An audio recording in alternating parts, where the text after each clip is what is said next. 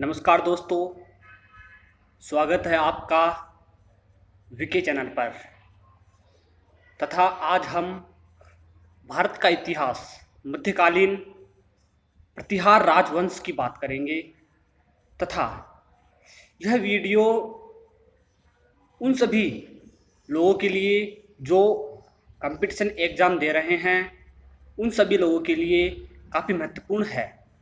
तथा इस वीडियो में हम प्रतिहार राजवंश से संबंधित उन सभी प्रश्नों को जानेंगे जो कई बार परीक्षा में आ चुके हैं और वापस आने की पूरी संभावना है। तो हम पूरे प्रतिहार राजवंश के बारे में जानेंगे। तो शुरू करते हैं प्रतिहार राजवंश को। सबसे पहला प्रश्न कि प्रतिहार कौन थे। सबसे पहला प्रश्न है कि प्रतिहार कौन थे। तो इसका उत्तर है प्रतिहार जो प्रसिद्ध गुर्जरों की एक मुख्य शाखा थी। इसका उत्तर क्या है कि वह प्रसिद्ध गुर्जरों की एक प्रसिद्ध शाखा थी। तथा दूसरा प्रश्न है प्रतिहार भारत में कहां से और कब आए। प्रतिहार भारत में कहां से और कब आए। तो प्रतिहार भारत में हुणों के साथ मध्य एशियाई कबीलों से आए तथा गुप्त साम्राज्य के पतन के बाद भारत आए। तथा वे कौन से दो लेखक अरब के थे, जिससे हमें पता चलता है कि प्रतिहार गुजरही थे। अल-मसूदी और अबूजेद जैसे अरब लेखकों के लेखन से हमें पता चलता है कि प्रतिहार गुजरही थे। तथा सबसे महत्वपूर्ण प्रमाण हमें कहाँ देखने को मिला। तथा सबसे महत्वपूर्ण प्रमाण जो हमें कन्नड़ कवि पंपा का है, जिसने महिपाल को गुजराज कहकर पुकारा था। क्या कहकर पुकारा था? गुजराज कहकर पुकारा था। अब बात करते हैं प्रतिहार के प्रमुख शासकों की। किस राजा ने शासन किया, उसकी बात करते हैं। सर्वप्रथम बात करते हैं नागभट्ट प्रथम की। किसकी बात करते हैं? नागभट्ट प्रथम की। प्रतिहार सर्वप्रथम कौन सी शताब्दी के मध्य लोकप्रिय हुए? तो प्रतिहार सर्वप्रथम 8वीं शताब्दी के मध्य लोकप्रिय हुए। कब पर लोकप्रिय हुए? 8वीं शताब्दी के मध्य लोकप्रिय हुए। तथा आप बात करते हैं नागभट्ट प्रथम की। नागभट्ट प्रथम से संबंधित जितने भी प्रश्न कंपटीशन एग्जाम में पूछे गए हैं, उन सब के बारे में बात करेंगे। तो पहला प्रश्न, नागभट्ट प्रथम का सबसे महत्वपूर्ण सैनिक अभियान क्या था? नागभट्ट प्रथम का सबसे महत्वपूर्ण सैनिक अभियान क्या था? तो इसका उत्तर है कि नागभट्ट प्रथम ने अरब के आक्रमण से पश्चिम भारत की रक्षा की थी। अरब आक्रमण से, और बड़ौज तक अपना प्रभुत्व स्थापित किया था। तथा नागभट्ट प्रथम के उत्तराधिकारियों के बारे में बताइए। तो नागभट्ट प्रथम के दो उत्तराधिकारी थे, पहला ककुष्ठ और दूसरा देवराज। तथा देवराज को देव शक्ति नाम से भी जाना जाता था, और ये दोनों ही महत्वपूर्ण नहीं थे। तथा नागभट्ट प्रथम के जो महत्वपूर्ण प्रश्न है वह समाप्त हुए। अब बात करते हैं वस्त्राज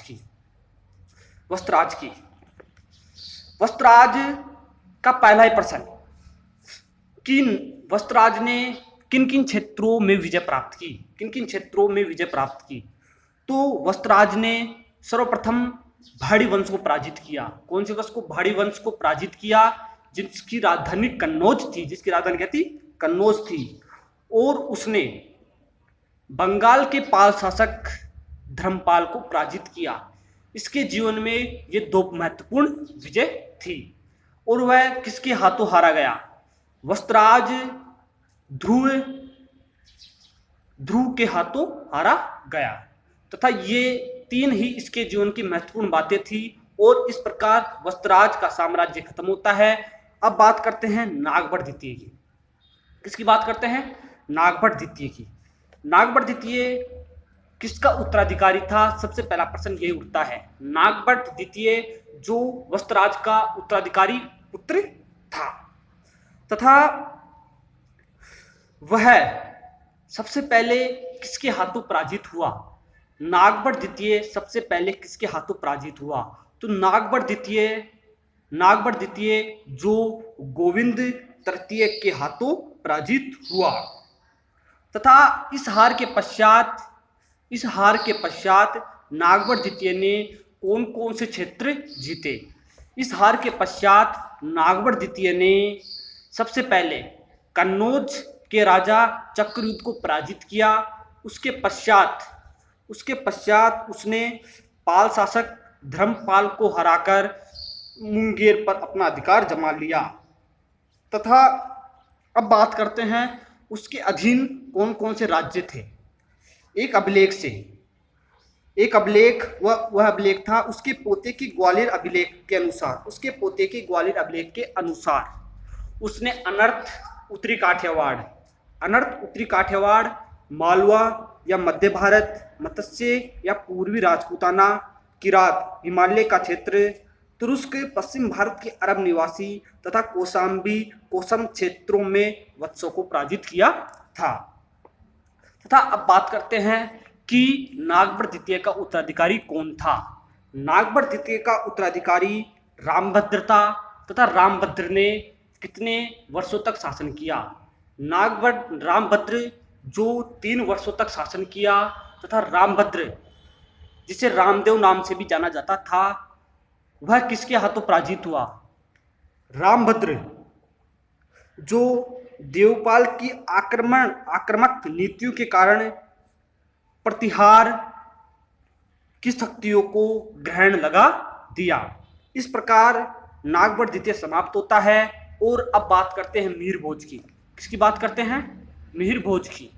मिहिरभोज जो रामभद्र का पुत्र था। किसका पुत्र था बच्चों? रामभद्र का पुत्र था। तथा सबसे पहले हम मिहिरभोज की विजय के बारे में बात करेंगे कि मिहिरभोज ने कहाँ कहाँ विजय प्राप्त की। तो मिहिरभोज ने सबसे पहले आते ही बुंदेलखंड पर अपना वर्चस्व स्थापित किया। बुंदेलखंड पर अपना वर्चस्व स्थापित करने के पश्चात उसने जोधपुर के परिहार का दमन किया। मिहिरभोज ने सबसे पहले तो बुंदेलखंड पर अपना वर्चस्व स्थापित किया। उसके पश्चात उसने जोधपुर के प्रतिहारों जिसे परिहार कहते हैं का दमन किया। तथा भूज के एक दौलतपुर ताम्रपत्र अभिलेख से हमें पता चलता है कि उसका शासन मध्य और पूर्वी राजपूताना तक उसका शासन था। तथा एक और अभिलेख गोरखपुर जिले के एक कालचूर राजा को दिए गए भूमि अनुदान से हमें ज्ञात होता है कि मिहिरभोज का साम्राज्य हिमालय की पहाड़ियों तक था। कहाँ तक था? हिमालयों की पहाड़ियों तक मिहिरभोज का साम्राज्य था। लेकिन वह अब शक्तिशाली पाल शासक देवपाल के हाथों पराजित हुआ। लेकिन वह इस हार से निराश नहीं हुआ और उसने एक प्रश्न उठता है कि मिहिरभोज जो शक्तिशाली पाल शासक देवराज के हाथों पराजित होने के बाद में कौन कौन से क्षेत्रों को जीते। तो मिहिरभोज ने अपना ध्यान दक्षिण दिशा में लगाया और उसने सर्वप्रथम दक्षिण दिशा में लगाया और उसने दक्षिण राजपूताना एवं उज्जैन के आसपास क्षेत्रों सहित उसने नर्मदा पर अपना अधिकार जमा लिया। इन विजय के बाद वह अब राष्ट्रकूट शासक ध्रुव द्वितीय के हाथों पराजित हुआ। तथा दुरु द्वितीय क्या तो पराजित हुआ। फिर बंगाल की एक प्रश्न और उठता है कि बंगाल की राजनीति में किस प्रकार परिवर्तन आया। बंगाल की राजनीति में जब शक्तिशाली पाल शासक देवपाल की मृत्यु हो गई तो बंगाल की राजनीति में बहुत बड़ा बदलाव आया तथा बंगाल में देवपाल के पश्चात कौन सा शासक आया। बंगाल में देवपाल के पश्चात नारायण पाल आया जो एक कमजोर शासक था तथा फिर मिहिर भोज ने कमजोर नारायण पाल को पराजित कर दिया और उसके पश्चिम के बड़े क्षेत्रों को जीत लिया। फिर उसने राष्ट्रकूट शासक कृष्ण तृतीया को पराजित कर नर्मदा के किनारे यह युद्ध लड़ा गया और मालवा को अपने अधिकार में ले लिया। अब बात करते हैं कि मिहिर भोज का साम्राज्य कहां कहां तक फैला हुआ था। तो वैसे तो मिहिर भोज का, इसका उत्तर है मिहिर भोज का साम्राज्य वैसे तो चारों दिशाओं में फैला हुआ था, उत्तर, पूर्व, पश्चिम, दक्षिण। अब बात करते हैं कि उत्तर में कौन सा राज्य, दक्षिण में कौन सा राज्य उसने जीता था। तो उत्तर में उसने हिमालय की पहाड़ियां को जीता था, पूर्व में बंगाल को जीता था, दक्षिण तथा दक्षिण पूर्व में बुंदेलखंड को तथा वस्त के क्षेत्र को जीता था। दक्षिण पश्चिम में उसने नर्मदा और महाराष्ट्र एवं पश्चिम में राजपूताना क्षेत्र को जीता था। तथा अब बात करते हैं कि मिहिर भोज का शासनकाल कितने वर्षों तक रहा। मिहिर भोज का शासनकाल जो 46 वर्षों तक रहा। कितने वर्षों तक रहा? 46 वर्षों तक रहा। तथा मिहिर भोज के शासनकाल में अरब के कौन से यात्री आए? तो मिहिर भोज के शासनकाल में अरब यात्री सुलेमान आए। इस प्रकार मिहिर भोज का शासनकाल समाप्त होता है। अब बात करते हैं महेंद्रपाल प्रथम। महेंद्रपाल प्रथम जो भोज का उत्तराधिकारी और उसका पुत्र था, उसकी सर्वाधिक महत्वपूर्ण उपलब्धि यही थी कि उसने मगध और उत्तरी बंगाल पर विजय प्राप्त कर ली थी। मगध और उत्तरी बंगाल पर विजय प्राप्त कर ली थी और वह विद्वानों का महान संरक्षक भी था। तथा अब बात करते हैं अगले प्रश्न की कि महेंद्रपाल प्रथम के राज दरबार में कौन सा विद्वान रहता था। तो महेंद्रपाल प्रथम के राज दरबार में राजशेखर नाम के एक प्रसिद्ध विद्वान रहते थे। तथा अगला प्रश्न उठता है कि राजशेखर ने कौन कौन से प्रसिद्ध ग्रंथ लिखे। तो राजशेखर द्वारा काव्य मीमांसा, कपूर मंजरी, बाल रामायण, बाल तथा भारत जैसे बहुत बड़े महाकाव्य लिखे। तथा महेंद्रपाल के बाद कौन सा शासक आया? महेंद्रपाल के बाद महिपाल आया। महेंद्रपाल की मृत्यु के बाद उनके भाइयों में, उनके पुत्रों में उत्तराधिकार की लड़ाई छिड़ गई और भोज द्वितीय ने अपने आप को वहां का सम्राट घोषित कर लिया।